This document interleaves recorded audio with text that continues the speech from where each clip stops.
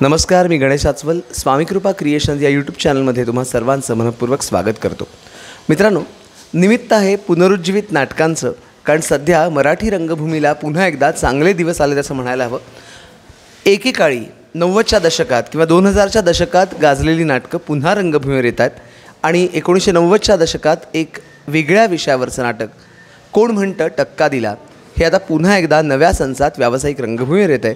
आणि त्या नाटकामध्ये अभिनय करणारा माझा मित्र, एकेकाळचा माझा विद्यार्थी राहुल पेठे आज माझ्यासोबत आहे. हाय राहुल. हॅलो. तुझं स्वागत आहे. Thank you very much. आणि मला आज आधी सर्वप्रथम विचारायचं आहे ते म्हणजे कोण म्हणतं टक्का दिला यामधल्या तुझ्या भूमिकेबद्दल. तो माझा पहिला प्रश्न आहे. सो कोण म्हणतं टक्का दिला, जसं तुम्ही सांगितलं आधी आलेलं होतं नाटक, आणि दुर्दैवाने ही परिस्थिती आजही तितकीच रेलेवंट आहे. आणि त्याच्यात मी सुदर्शन हे जे पात्र आहे त्याची भूमिका करतो आहे, जो एका विशिष्ट आपण म्हणूया याला संस्थेला आणि विचार प्रवाहानं वाहून घेतलेला आहे आणि त्यांचा विचार त्याला प्रचंड पटला आहे. आणि त्यांचे जे काही मार्ग आहेत त्याच्यानी एक ते बलशाली राष्ट्र बनवण्याचं त्यांचं जे स्वप्न आहे संस्थेचं, ते ह्याला पुरेपूर पटलं आहे आणि तो त्या मार्गाने चालला आहे. त्यामुळे ह्याला हे आणि जेव्हा नाटकाची परिस्थिती होते की जेव्हा सरकार एक आदेश काढतो ती त्याला अजिबात मान्य नाही, अशा प्रकारचं त्याचं एक अग्रेसिव्ह असा आणि आमच्याच वयाचा असल्यामुळे तो एक जास्त अग्रेशन असतं, तशी ती भूमिका आहे या नाटकात. एक ॲग्रेसिव्ह भूमिकेत तुला आम्ही बघणार. एकंदरीत आपण म्हणतो ना, जात नाही ती जात, आणि सध्या जात या विषयावरती अनेक चर्चा वगैरे होत असतात. तर तू एक व्यक्ती म्हणून काय सांगशील याविषयी?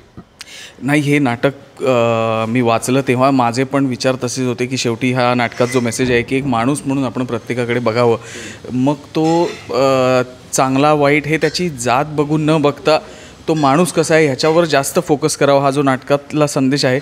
मला पण तेच वाटतं की कुठल्याही आपण जातीत काही आपण स्वतःहून जन्म घेत नाही, ठरवून सिलेक्ट करून. असं आपला जन्म होतो त्या जातीत, पण माझी जात सोडून बाकीच्यांची वाईट हा द्वेष मुळात काढून टाकावा आणि त्याच्यावर जर कोण पॉलिटिक्स करत असेल त्याला बळी न पडता आपण एक राष्ट्र म्हणून, एक जग म्हणून जे मोठे प्रॉब्लेम्स आपण जे फेस करतो आहे त्याच्यावर जास्त फोकस करावं असं मला वाटतं. राहुल, तू एक उत्तम अभिनेता आहेस, कॉलेजच्या एकांकिका असतील, प्रायोगिक नाटकं असतील, पण आता तू एका नाटकाचा निर्मातासुद्धा झालेला आहेस, तर त्याविषयी पण तू सांगावंस आमच्या प्रेक्षकांना.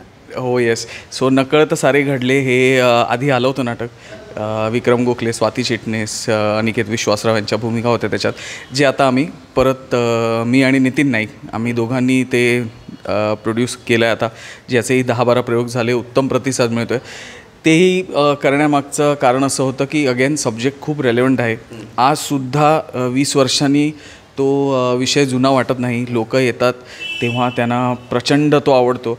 आणि आमचं अजून एक त्याच्यामध्ये कारण असं होतं की परफॉर्मन्स, एखादा मी ॲक्टर म्हणून किंवा प्रेक्षक म्हणून एक नाटकातला अभिनय काय असतो, अभिनय नाटक करताना काय काय हे होतं ते बघता येणंसुद्धा, आणि जे नकळतमध्ये खूप आहे ज्याला स्कोप. आणि आनंददादा प्रचंड सुंदर काम करतो, श्वेता पेंडसे असतील आणि बाकी आमचे तनिषा आणि प्रशांत असतील, इतकं सुंदर अभिनय करतात की मेसेज हा भाग आहेच त्याच्यामध्ये त्या नाटकातून द्यायचा, पण एक अभिनय बघायला यायलासुद्धा लोकांना खूप आवडतं परफॉर्मन्स त्या नाटकाचा.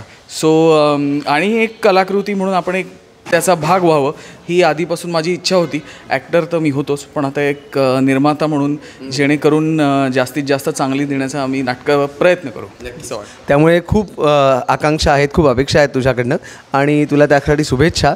पण एक जाता आता शेवटचा प्रश्न विचारतो, अभिनय जास्त आवडतो का निर्मिती? हा कठीण आहे. नाही आज सध्या, कारण पहिलंच नाटक आहे, पण दोन्हीचे चॅलेंजेस वेगवेगळे आहेत आणि दोन्ही त्याच ह्याच्यात आवडतात मला नक्कीच. त्यामुळे तुला जे जे काही करायचं असेल, अभिनय करायचा असेल, निर्मिती करायची असेल, दिग्दर्शन करायचं असेल, त्याकरता आमच्या चॅनलकडनं शुभेच्छा. Thank you very much. Thank you so much. आणि हो, आमच्या व्हिडिओला लाईक करा, शेअर करा आणि स्वामीकृपा क्रिएशन्सला सबस्क्राईब करा.